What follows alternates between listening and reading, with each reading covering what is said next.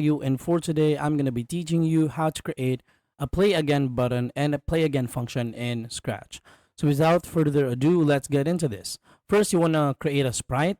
Of course, you choose the button one and then you choose this one.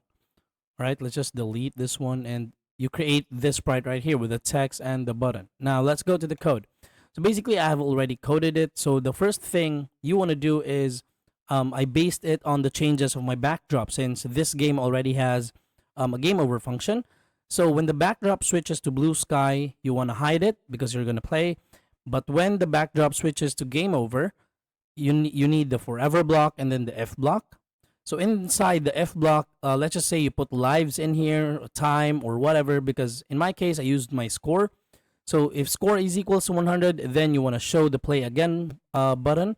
Then when it is clicked, when the sprite is clicked, you want to set the score to 0 and then broadcast play again.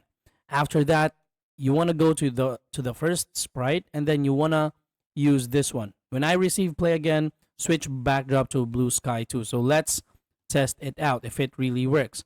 So basically my game is just a basic chasing game wherein the cat chases the star, and then when the cat hits the star, you gain a score.